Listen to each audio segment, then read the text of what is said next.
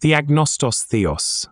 Before the dawn of the great day, the invisible that is and the invisible that was were in the eternal non-being, the sole being. The time has come to comprehend what the being really is, what our studies are, and what the Gnosis is. First of all, we have to venerate the Agnostos Theos, the absolute abstract space, unconditioned and eternal. Undoubtedly, the incognito and unknown divinity is that something that does not have a name. That something is the nameless, the ineffable. The absolute is far beyond that which has form and figure, side by side, quantity, quality, number, measure, and weight. It is what is not, what does not have form, the real. When I use this class of terms, you have to understand them from an intuitive point of view. When I say, is what is not, it is necessary to apprehend its profound meaning. One form of being would be the one that we have in our intellect, but that something is not what we have in our intellect. For that reason I say, is what is not, that not being is the real being. Only in this form can we understand, because that something is beyond any comprehension. Sat, the not manifested, undoubtedly belongs to the negative aspect of the light. We are used to think of the light, but in its positive aspect. However, the negative aspect of the great life is much beyond of what we can understand. Much more far than the Kabbalah's Sephiroths, much more far than the silence and the sound, and the ears to perceive it. Much more far than the thought, the verb, and the action. When I speak about the negative existence, we must understand that something that is not, and however is. The not created light is the negative aspect of the light. It is the real. The negative existence, taking it from the sense that it is not manifested, that it is occult in the veils of the manifestation. The Ancient of Days, for example, in each one of us, is like the Malkuth to the Absolute, that is to say, to the Absolute is like an inferior aspect. As Malkuth within the cosmic manifestation, in other words, in the physical world, is the most inferior aspect of all 10 Sephiroths, in the same form the Ancient of Days, with all his greatness, majesty and grandeur, to the Absolute, is like the Malkuth. From that incognito and unknown divinity that stays latent in everything that is, has been, and will be, arises every emanation. The ineffables, the army of the voice, the great word, the holy gods, the governors of all the universe. They are just manifestations of the incognito and unknown divinity, the Agnostos Theos. Well, my dear brothers, do not forget the Jehovah, the Iod Heave. When I speak in this way, I do not want to make allusion to that anthropomorphic Jehovah of the Church of Rome and Jerusalem, and of all the dogmatic people in general, no. The Jehovah that I am talking about is the intimate Jehovah of each one. It is obvious that each one of us has his own Iod Heave. Iod is the masculine principle. Heave is the feminine principle. Iod is our secret father. Heave is our divine mother Kundalini.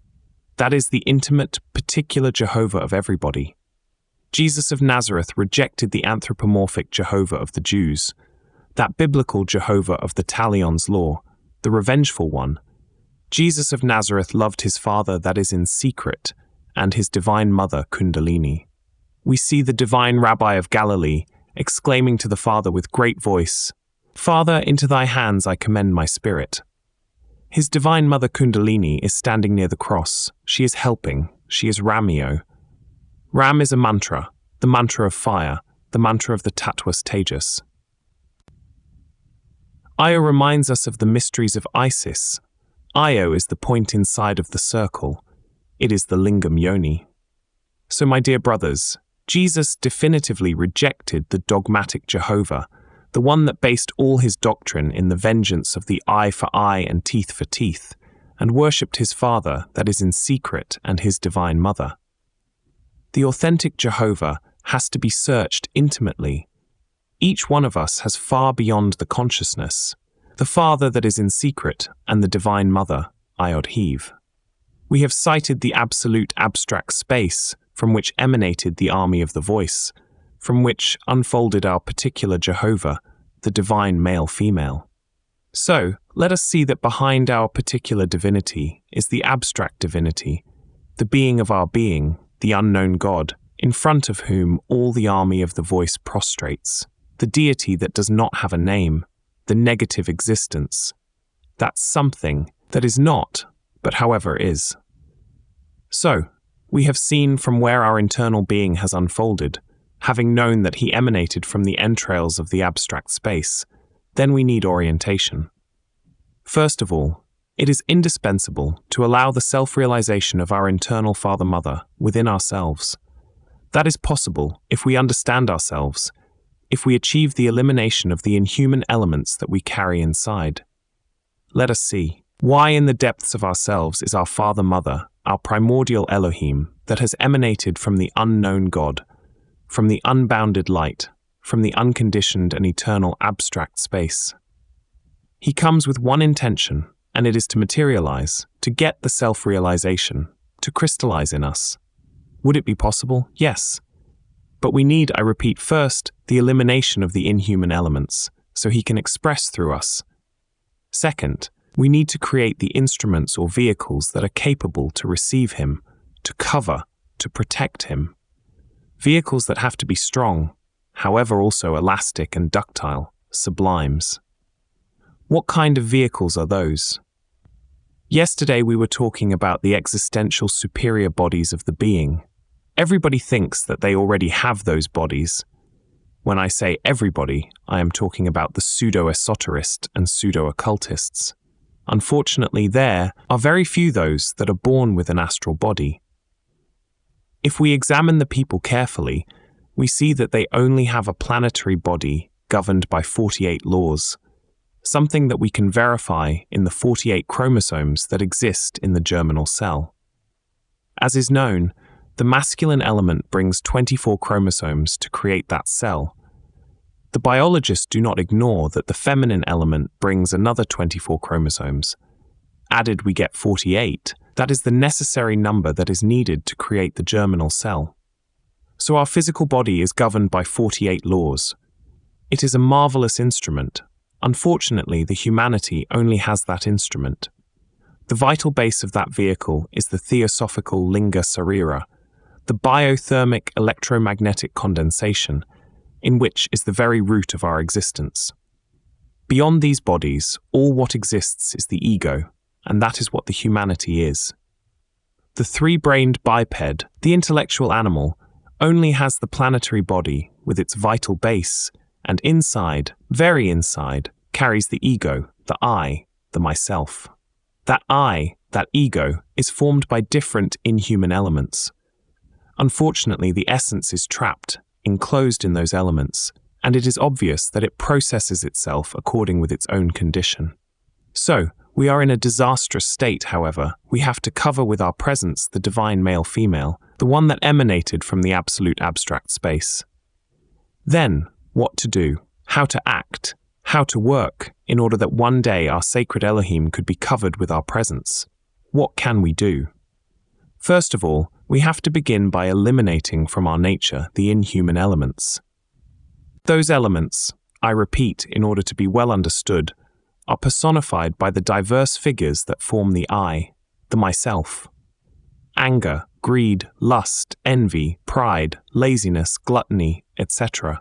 The defects are so many that even if we would have 1,000 mouths to speak, we would not enumerate all of them correctly. It is necessary, urgent, to eliminate all those defects. Each one of them is an inhuman element, and inside of them is trapped, bottled up the essence, the most worthy and decent that we have. First, it is urgent to comprehend that it is indispensable to get consciousness of our own errors. In relation with the people, in the fight for the bread of every day, in relation with our friends, the defects that are hidden appear, and if we are watchful, as the watchman in wartime, then we discover them.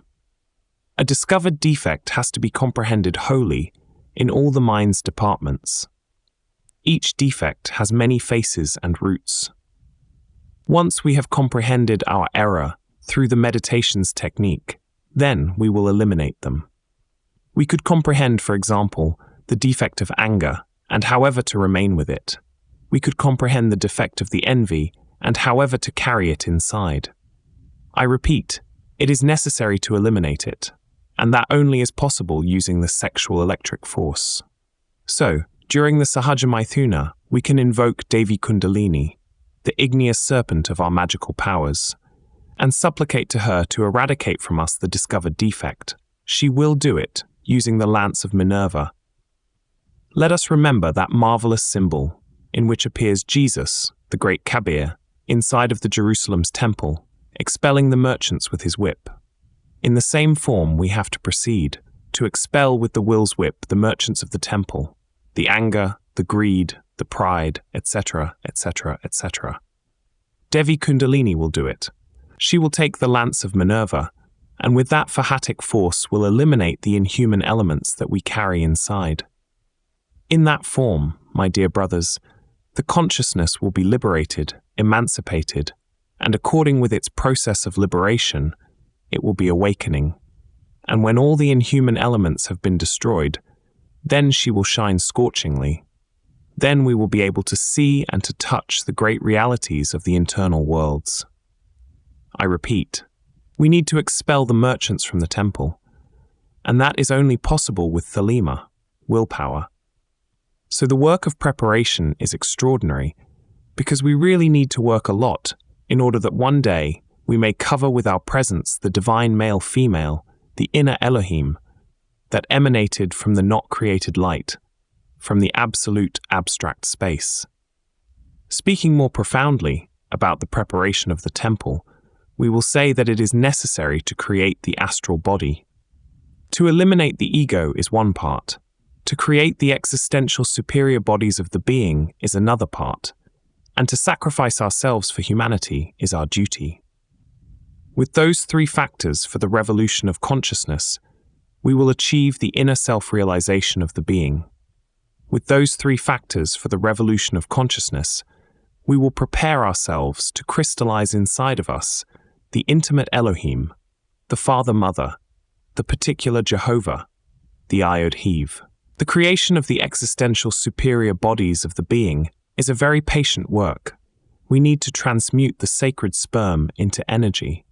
In other times, when humanity did not have developed the abominable Kundartigador organ, nobody extracted from his body the sacred sperm, but in the intellectual animal was created the abominable Kundartigador organ. Then he enjoyed when eliminating the sacred sperm.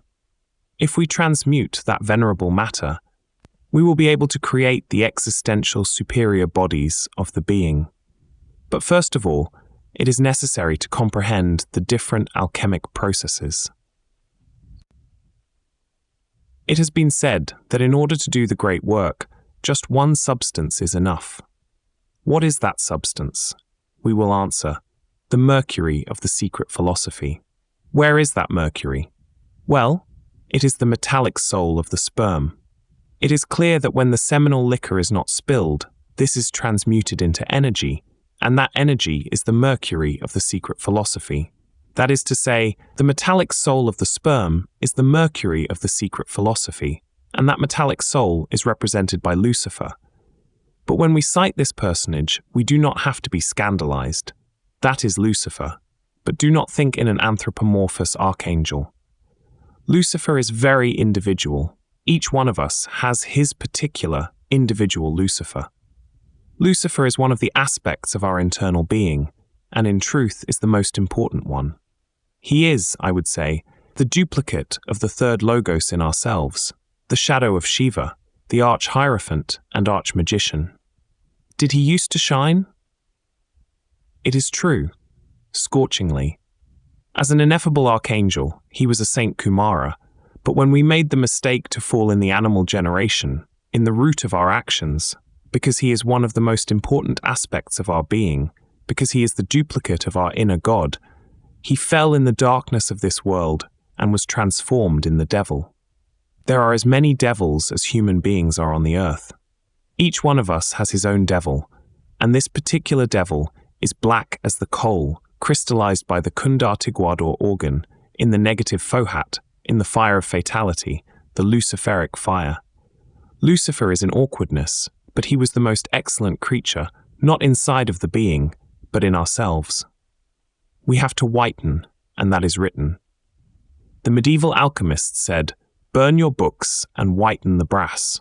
It is known that brass is made with copper, and the copper is related with Venus, the morning star.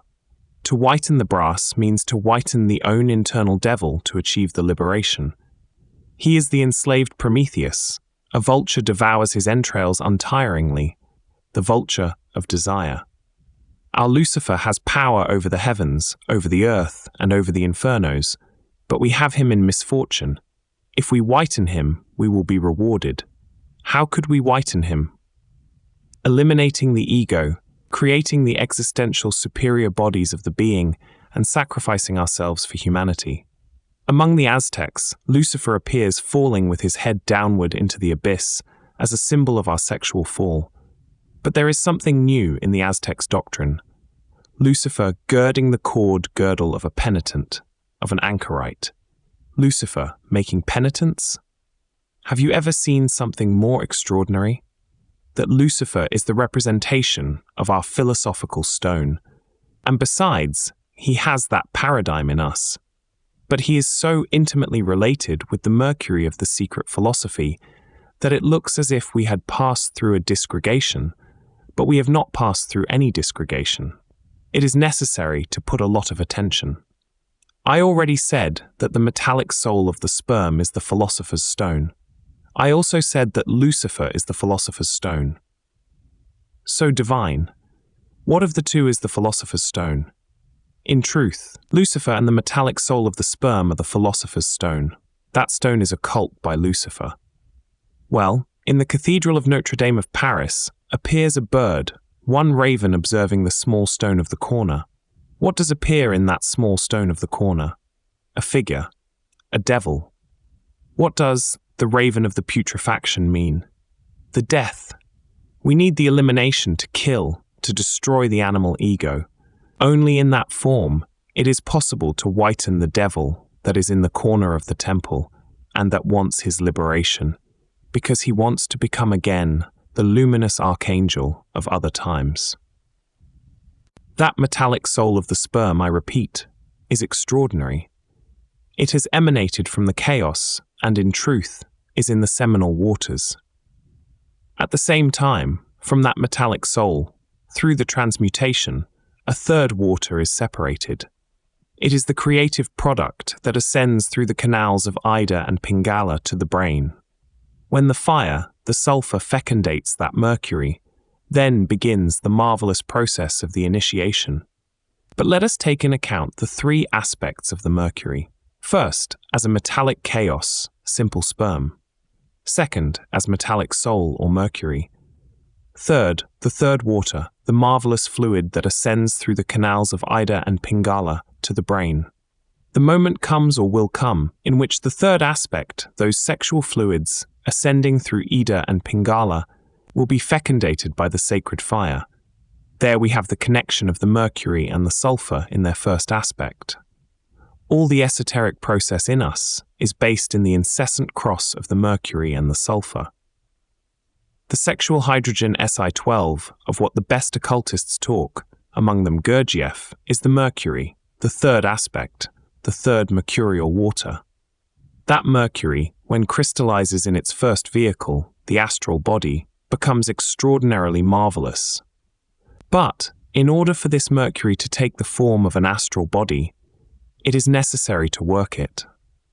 Through the transmutation will come the moment in which that mercury will take that form, and once having the astral body, we will be able to travel with it through the infinite space. Much more later, the mercury crystallizes in the form of a mental body, and very much later, in the form of a causal body. Observe the three forms of the mercury's crystallization. When those existential bodies are created, formed, we incarnate the human soul. But it is not enough to create with the mercury the existential superior bodies of the being. We have to know that the mercury has to carry the gold of the cosmic Christ inside of ourselves. Saint Christopher, with the child in his arms, is an allegory of the truth that we are explaining. Each one of us has, First of all, to prepare his mercury. Once it is prepared, do not forget that within ourselves, the golden child of the sexual alchemy has to be developed. So, the sexual hydrogen psi, 12, that Gurdjieff talks about is just the mercury. When it is said that the mercury is developed inside of the being's mercury, what kind of gold is created? The Christic gold, because Christ is the gold. Inside of those bodies in the mercury has to be formed the gold of the Christ. The Logos has to crystallize in us, and that is a hard and arduous work. It is not enough to create the existential superior bodies of the being. It is necessary to go further. They have to be perfected so they can be covered later with the different parts of the being. I repeat, in order that all the present and those that are listening could understand, the mercury is the fundamental matter of the great work, and it has, as I said, 3 aspects. First, the chaos, the semi-liquid, semi-solid secretion of the sexual glands that exists not only in the males, but also in the woman. Because if it is true that the man during the orgasm spills his sperm, the woman also has her sperm, and when she has an orgasm, she loses it in miserable form. That the doctors do not want to call sperm the feminine sexual secretion, that is different, but we the alchemists call it sperm because it is sperm, and I am talking in terms of rigorous alchemy, not in clinical medical terms, and that has to be clarified in this conference. Does it have 3 aspects? It is true, and I am repeating it to make it understood. The first, I said it, is the sperm. The second aspect is the result of the transmutation. It is, we would say, the tetradimensional part of the sperm, the subtle, etheric part, the soul of that sperm, the metallic soul. That is the mercury in its second aspect. But the third aspect comes from the second one. It is the energy already ascending through the channel of Ida and Pingala to the brain. The alchemists say that the mercury has to be fecunded by the sulfur, and it is important for you to understand it. It is clear that when the solar and lunar atoms make contact in the triveni, near the coccyx, by induction a third force awakes, the sulfur, the fire that ascends victoriously through the canal of Sushumna, through the medullar channel of the dorsal spine to the brain, and that in its ascension awakes the chakras. Inferential peace.